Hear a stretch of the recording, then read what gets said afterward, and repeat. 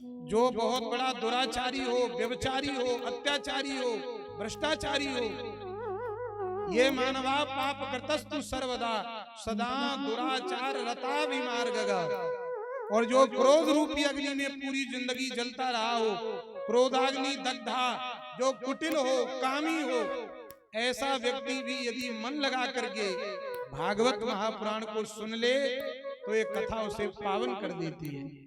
अरे और तो जाने दीजिए, कोई पापी व्यक्ति पूरी जिंदगी पाप कर्म करता करता मर जाए और मरने के बाद में भूत प्रेत की योनि में भी चला जाए, यदि उसके निमित्त भी कोई भागवत महापुराण की कथा सुना दे तो उस पापी प्रेत का भी उद्धार हो जाएगा। इसलिए भागवत को कहा गया प्रेत पीड़ा विनाशिनी, यह प्रेत पीड़ा का भी नाश करने वाली है। और सुन लीजिए, एक होता है पाप और एक होता है महापाप। तो पाप तो सब जानते हैं, पर भैया ये महापाप क्या होता है? तो ये महापाप होते हैं 5 तरह के, बहुत ध्यान देना। ये महापाप होता है 5 तरह का। और भैया छोटे मोटे दान पुण्य करने से तो पाप नष्ट हो जाएगा, पर महापाप वज्रलीक होता है, यह जल्दी से खत्म नहीं होता। तो भैया वो महापाप कौन कौन से हैं? तो शास्त्र में 5 प्रकार के महापाप बताए कि ब्रह्मग्नश्चैव गोग्नश्च स्वर्णतेई च मद्यपः तत्संसर्गी पंचमश्च युग्र पापा प्रकीर्तिता। ध्यान देना, सबसे पहला महापाप है यदि हमारे हाथ से किसी ब्राह्मण की हत्या हो जाए। कोई ब्राह्मण हमारे हाथ से मर जाए तो समझ लेना हम महापापी की गिनती में आ गए। यदि हमारे हाथ से कोई गऊ की हत्या हो जाए, इसलिए लोग कई बार गऊओं को बहुत पीटते रहते हैं, तो गऊओं की यदि हत्या हो जाए हमारे हाथ से, कोई डंडा वंडा लग जाए और गऊ मर जाए, चाहे गऊ हो या गऊ का बछड़ा हो, बछड़ी हो, कोई भी हो, यदि गऊ हमारे हाथ से मर जाए तो समझ लेना वह व्यक्ति महापाप की श्रेणी में आ गया। और आप जानते हैं महापापी व्यक्ति जो होता है ना, उसको देखने से, उसके साथ बैठने से, उसकी दोस्ती करने से भी महाराज तो भी पाप लगता है।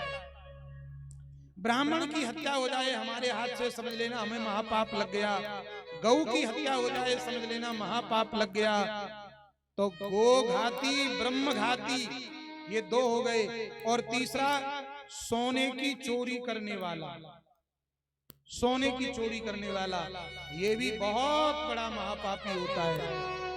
सोने की कभी चोरी नहीं करनी चाहिए, क्योंकि मैं एक बात आपको बता दूं, सोने का दान और सोने की चोरी ये एक जन्म में पीछा नहीं छूटता है। 3 प्रकार के दान ऐसे हैं शास्त्र में जिनका एक जन्म नहीं कई जन्मों तक पीछा नहीं छूटता है। मान लीजिए हमने किसी को भूमि का दान दे दिया, तो भूमि का दान एक जन्म में नहीं, आप जितनी बार जन्म लोगे उतनी बार उसका फल मिलेगा। सोने का दान कर दिया, जितनी बार जन्म लोगे उतनी बार आपको फल मिलेगा। और गऊ का दान कर दिया, जितनी बार जन्म लोगे उतनी बार फल मिलेगा। इसलिए 3 दान बड़ी सावधानी से लेने चाहिए, सोना, गऊ और धरती। ये दान किसको लेने चाहिए? बोले कम से कम एक समय की संध्या करने वाला ब्राह्मण हो तो ही इन 3 दानों को स्वीकार करे। और यदि एक भी समय की यदि गायत्री जप करता नहीं है ब्राह्मण, और यदि इन 3 तरह के दानों को यदि लेता है तो ये 3 तरह के दान महाराज तुरंत हमारा नाश कर देंगे। इसलिए सोने की चोरी और सोने का दान ये एक जन्म में पीछा नहीं छूटता है। तो पहला ब्रह्मघाती है, पहला महापापी है ब्राह्मण की हत्या करने वाला, और दूसरा महापापी है गऊ की हत्या करने वाला, तीसरा महापापी है सोने की चोरी करने वाला, और चौथा महापापी है मदिरा पीने वाला। ये भी महापाप की श्रेणी में आता है। और प्रातः स्मरणीय पूज्य चरण स्वामी श्री राम सुखदास जी महाराज जी कहा करते थे कि भैया एक तरफ अपने आप मरी हुई गाय पड़ी हो और एक तरफ मदिरा रखी हो और दोनों में से किसी एक का चयन करना पड़ जाए तो वो गाय का मांस खा लेना, पर मदिरा कभी मत पीना। इतनी बुरी चीज है मदिरा। जिस बर्तन में एक बार डाल दो वो बर्तन फिर कभी शुद्ध नहीं होता है, चाहे 100 बार गंगा जल से धो लो फिर भी वो कभी शुद्ध नहीं होता, क्योंकि इस मदिरा के निर्माण में इतने जीवों की हत्या होती है, असंख्यों जीव मरते हैं। उन सभी जीवों की हत्या का पाप हमारे सिर पर आता है। इसलिए मदिरा पीने वाला व्यक्ति भी महापाप की श्रेणी में आता है, वो भी महापापी है। ब्रह्मगनश्चैव गोगनश्च स्वर्णतेयी च मद्यप। मद्यप माने मदिरा पीने वाला। इसलिए शराब पीने वाला, पिलाने वाला, बेचने वाला, खरीदने वाला और पैसे देके पिलाने वाला। अब तो लोग क्या करते हैं, चुनाव आ रहा है और चुनाव में महाराज धुआंधार शराब पिलाते हैं लोगों को। भैया ये इतना बड़ा पाप है, अब यहाँ लोग नहीं उसका अनुभव कर पाते हैं। कई जन्म तक ये पाप नहीं छूटेगा। हम तो पापी बन गए और हम अपने पैसों से दूसरों को पिलाएं। अच्छा, कुछ पीने वाले ऐसे होते हैं, वो कहते हैं अपने पैसों से नहीं पीते, कोई पिलाए तो पी लेंगे, वो और बड़े महापापी होते हैं। बहुत से लोग ऐसे होते, बोल देखो हम पीते जरूर हैं पर आज तक घर से पैसा खर्च नहीं किया, वो और बड़े पापी हैं। ये जो दूसरे का पैसा खर्च करके तब वो पीता है, ऐसे भी पीने वाले हैं। और ऐसे भी लोग हैं कि उन्हें पता लग जाए कि ये पीता नहीं है तो चाहे उनको कितना भी खर्चा करना पड़े उसको पिलाना जरूर सिखाओ।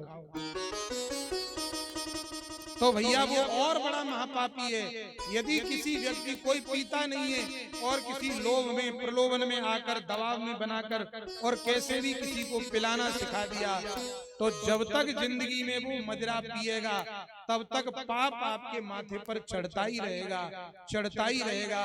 और किसी पीने वाले व्यक्ति की आपने कैसे भी मदिरा चढ़ा दी तो महाराज जितने दिन तक वो रहेगा धरती पर उतने दिन तक उसके पुण्य का पुण्य आपको मिलता ही रहेगा, मिलता ही रहेगा। तो बोलो कितने पाप महापापी हो गए? 4। कौन कौन से? ब्राह्मण का हत्यारा, गऊ का हत्यारा, सोने की चोरी करने वाला, और चौथा है महाराज मदिरा पीने वाला। ये 4 महापापी हैं। और 5वां कौन सा है? बोले ना तो उसने गऊ हत्या की, ना उसने ब्राह्मण की हत्या की, ना उसने कभी सोने की चोरी की, और ना उसने कभी शराब पी, लेकिन इन 4 का संग करता है, 4 से दोस्ती है। मदिरा पीने वाले से आपकी दोस्ती है, बोले हम पीते नहीं है पर साथ में रहते हैं। और किसी कोई ब्राह्मण हत्यारा हो, सोने की चोरी करने वाला हो, इन 4 का तत्संसर्गी पंचमश्च, 5वां कौन है? इनका संसर्ग करने वाला, इनसे मित्रता करने वाला। ये 5 महापापी होते हैं। और सनकादिक ऋषि बोले कि हे नारद